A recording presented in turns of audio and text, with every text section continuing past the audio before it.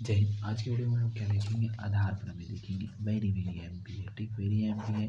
आधार प्रमेय लिखिए या सिद्ध कीजिए, ठीक। या तो क्या दिया गया है, किसी परिमित विमीय सदिश समष्टि के आधार पर अस्तित्व प्रमेय, आधार प्रमेय को क्या बोला जाता है, अस्तित्व प्रमेय लिखिए और सिद्ध कीजिए बोलना है, ठीक। इसी को क्या बोला जाता है, आधार प्रमेय भी बोला जाता है, इसी को क्या बोला जाता है, अस्तित्व प्रमेय बोला जाता है, ठीक। देखिए आधार प्रमेय क्या होता है उसको पहले देते हैं।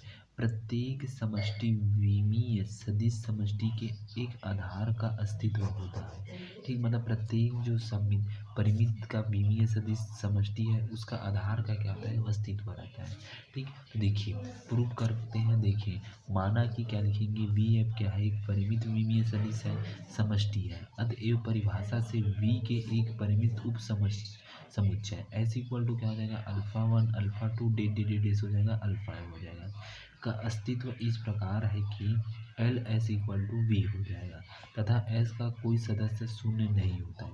मतलब जो एल एस है इक्वल टू वी के रूप में होगा, जिसमें से एस का कोई क्या हो जाएगा, सदस्य नहीं होता है, ठीक। तथा अब देखिए, अब हमें एस को आधार दर्शाने के लिए यह दर्शाना पर्याप्त है कि एस रैखिकता स्वतंत्र है, तो स्वयं एस ही वी का आधार होगा, ठीक। मतलब एस क्या है, रैखिकता है, अपने आप पर क्या है, स्वतंत्र है। जैसे कि ये पेन है, पेन क्या है, अपने आप पर स्वतंत्र है, उसी प्रकार क्या है, एस भी स्वतंत्र है, तो स्वयं एस ही वी का क्या है, आधार है, ठीक, वी का आधार है। देखिए इसके आगे देखिए, ठीक। तो होगा यदि एस रैखिकता स्वतंत्र है तब, ठीक, एप्सिलॉन एक सदिश e alpha i ten to S, जिसे अपने पूर्व काम के लिए सदिशों के एक घात संचय होता है, अर्थात alpha one alpha two dash हो जाएगा, अल्फा आई माइनस में वन के रूप में व्यक्त कर सकते हैं। यदि इस सदिश अल्फा आई को एस के निष्कासित कर दे तो शेष एम माइनस में वन सदिशों का समुच्चय होगा, ठीक। सदिशों का समुच्चय हो जाएगा तो S dash equal to S minus में अल्फा आई हो जाएगा, ठीक। तो equal to alpha one alpha two dash हो जाएगा, अल्फा आई माइनस में वन अल्फा आई प्लस में वन डेस हो जाएगा, अल्फा एम हो जाएगा। भी वी का जनित करता है तो v इक्वल टू हो जाएगा एल एच डेस हो जाएगा। अब एल एच डेस, तो एच डेस का मान क्या मिला हमें, ठीक, ये मिला है। तो यहाँ पर देखिए अल्फा टेन टू वी हो जाएगा, एल एच टे इक्वल टू वी हो जाएगा, तो alpha equal to B one alpha one, ठीक, एक हाथ में प्लस प्लस में हो जाएगा बी आई माइनस में वन, ठीक, अल्फा आई माइनस में वन हो जाएगा, ठीक।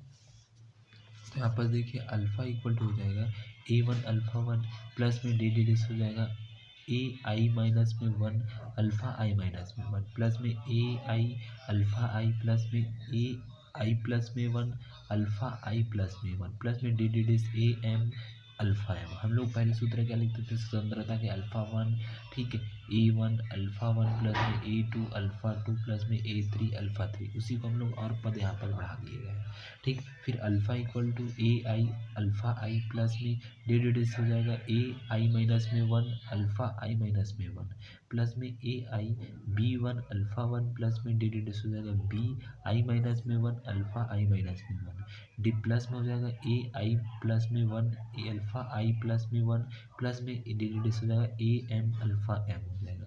जहाँ पर देखिए बी वन टेन बी आई माइनस में वन टेन टू हो जाएगा, एफ के बराबर में हो जाएगा, ठीक, एफ के बराबर में हो जाएगा। तो यहाँ पर देखिए इसी को,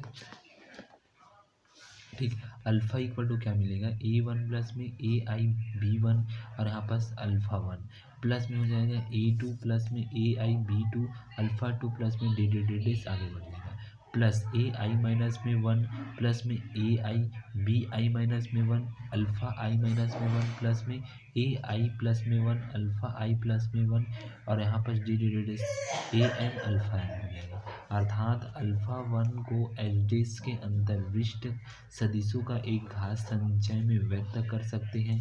तो अतएव एल एच डेस इक्वल टू वी होता है। तो यदि एच डेस रैखिकता स्वतंत्र है, जो हमारे पास एच डेस मिला था वो रैखिकता स्वतंत्र है, तब एच डेस वी का एक क्या है, आधार होगा, ठीक। मतलब वी का क्या होगा, जो एच डेस है वो क्या आधार होगा, ठीक। तो यदि एच डेस रैखिकता परतंत्र है तब उपयुक्त प्रक्रिया को दोहराने पर m-2 सदिश का एक नया उपसमुच्चय प्राप्त होगा, जो वी को जनित करेगा।